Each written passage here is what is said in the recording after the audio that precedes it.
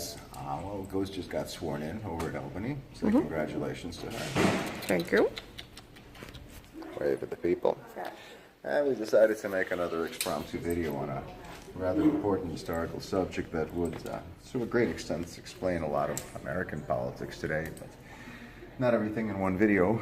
I don't know how long this will take. I'll try to just sort of give at least a cursory discussion, but it's the idea of the United States and the Vietnam War, commemorative objectives, to thank and honor veterans of the Vietnam War. Yes, I should speak a little louder. It's not too loud here. Yes. And thank and honor the families of these veterans, to highlight the service of the armed forces during the Vietnam War, to pay tribute to the contributions made on the home front by people of the United States, well, at least some of them contributed, during the Vietnam War, to highlight the advances in technology, science, and medicine related thereto, and to recognize the contributions and sacrifices made by the allies of the United States during the Vietnam War.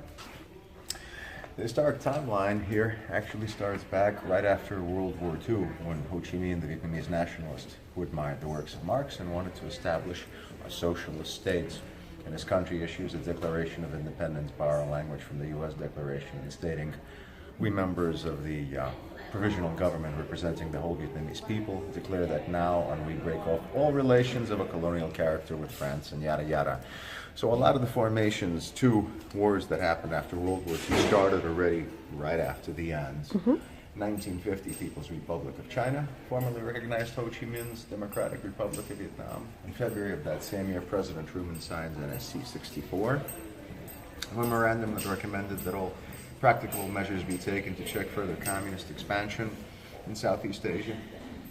May 8th of that year, United States announces that it was, according to economic aid and military equipment of the Associated States of Indochina and France, in order to assist them in restoring stability and permitting these states to pursue their peaceful and democratic development. September of that same year, U.S. establishes Military Assistance Advisory Group. Less than 4 years later, in May of 54, the conflict between French forces and Viet Minh culminated in the Battle of Dien Bien Phu. Between March 13th and May 6th, CIA contracted pilots and crews on. The CIA enters the picture, made 682 airdrops to the beleaguered French forces. In July of 20th and 54, the French defeated Dien Bien Phu, led to Geneva Accords. September 8th of 54, Southeast Asia Treaty, Seattle, was formed as a military alliance to check communist expansion, and included France, Great Britain, United States, Australia, New Zealand, and Philippines, Thailand, and Pakistan. 55, November 1st. By 1955, France had given up its military advisory responsibilities in South Vietnam. So the French guys, by the way, the French criticized I always said that they criticized America for going into Vietnam. Fuckers were the first ones, just about the first ones in there, and like the whores they are, lied about it and wanted people to forget. But yes, the French were in there as the first, just about. So anyway, in the face of South Vietnam's failure to defeat, insurgency, the communist insurgency, and the increasing possibility that the insurgency might succeed, Secretary of State Dean Rusk and Secretary of Defense Robert McNamara recommended to President John F. Kennedy to commit ourselves to the objectives of preventing the fall of South Vietnam to communism, and in doing so, recognize that the United States and other Seattle forces may be necessary to achieve this objective. So the U.S. only entered, right, in 61. Yes, the French were there. We know when. Okay. By then, the French were already pulling out, or just about pulled out, since they, for lack of a better word, fucked up. Anyway, in 61, December 11th, in November, President Kennedy substantially increased the level of U.S. military assistance in Vietnam. National Security Action Memorandum 111, dated November 22nd, stated that the U.S. government is prepared to join the Vietnam government in a sharply increased joint effort to avoid further deterioration in the situation in South Vietnam. By 1961, December 11th, Kennedy's decision resulted in sending South Vietnam the USNS Corps with men and material aboard 32 Vitrol H-21C Shawnee helicopters and 400 air and ground crewmen to operate and maintain them. Less than 2 weeks later, the helicopters flown by U.S. pilots would provide combat support in an operation west of Saigon. 62, February 8th, Military Assistance Command Vietnam, MACV, is created and commanded by General Paul D. Harkins. Henceforth, MACV directed the conduct of war and supervised military assistance and advisory group Vietnam. November 22nd, 63, Lyndon Johnson is sworn in as president following the assassination of Kennedy. The war basically continues vis-a-vis Vietnam, which changed dramatically under Johnson's administration. 64 August 7th, North Vietnamese torpedo boats attacked by USS Maddox, a Navy destroyer off the coast of North Vietnam. 2 days later, a second attack was reported on another destroyer, although it now is accepted that the second attack did not occur. In the wake of these attacks, President Lyndon Johnson presented a resolution to Congress, which voted overwhelmingly in favor on August 7th. The Tonkin Gulf resolution stated that Congress approves and supports the determination of the President as Commander-in-Chief to take all the necessary measures to repel any armed attacks against the forces of the United States to prevent further aggression. 65, March 2nd, U.S. military aircraft began attacks targeting throughout North Vietnam. In the strategic bombing campaign, Operation Rolling Thunder, great video game back in the 80s, by the way, completely different topic. As the situation deteriorated in 65, March 8th, South Vietnam and the United States ramped up its anti-war activities there. The Dan Nang Basin, North-South Vietnam, became both significant to those activities and vulnerable to attack by communist insurgents, the Viet Cong. I think some of it was, well, later on I'm jumping ahead into Cambodia and Pol Pot. Anyway, to defend the air base, but specifically not to carry out offensive operations against the Viet Cong, President Johnson authorized the landing of the 9th Marine Expeditionary Brigade, about 5,000 strong, at Da Nang on March 8th. July 28, 1965. By May 65, the situation had so deteriorated in South Vietnam that General William Westmoreland, some people said he was an average general, some people said he never got his credit due, some people never even heard of his name. Have you? Anyway, concluded that American combat troops had to enter the conflict as combatants or else South Vietnam would collapse within 6 months. Johnson announced his decision at a press conference on July 28th. We will not surrender and we will not retreat. We are going to continue to persist. If persist we must, until death and desolation have led to the same peace conference table where others could now join us at a much smaller cost. On the same day, he ordered the 1st Cavalry Division, Airmobile, to Vietnam, with more units to follow. The United States was now fully committed.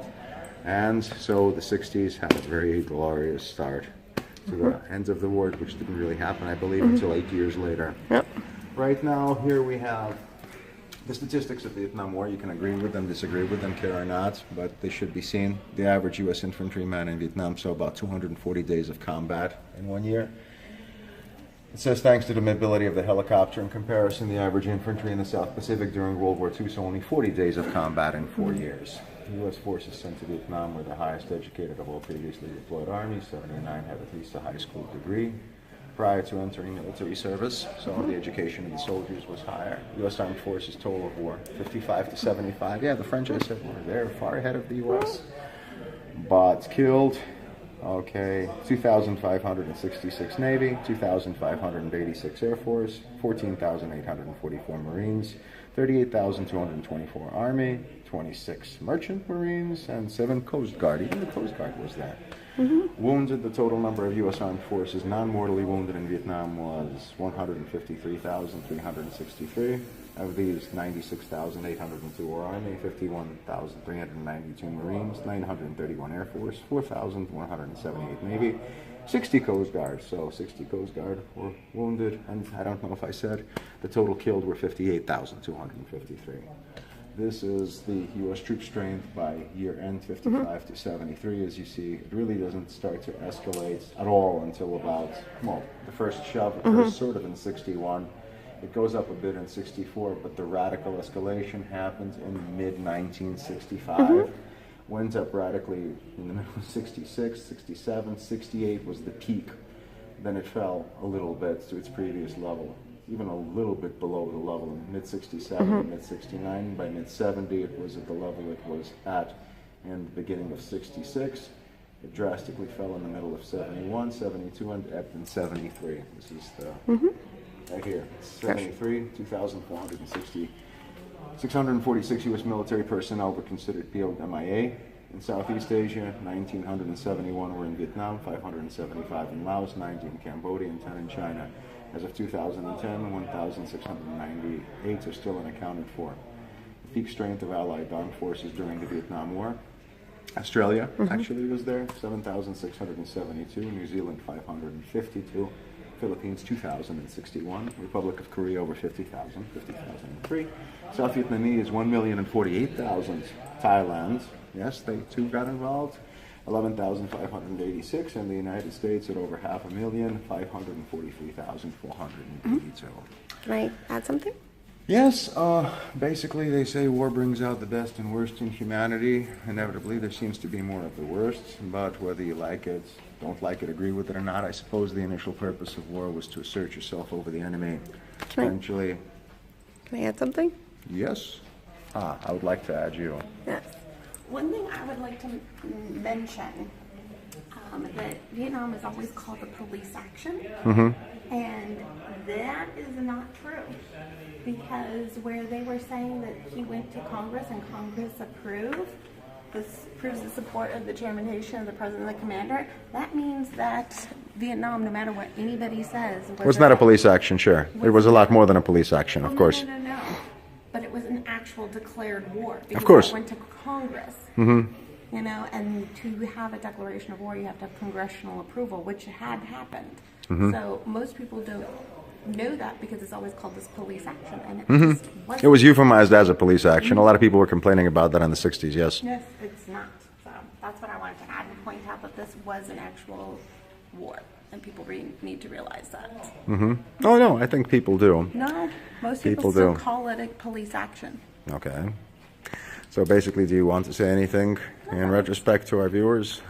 My whole thing is, with what's going on today in the Middle East, we actually haven't had this declaration of war with anyone since Iraq.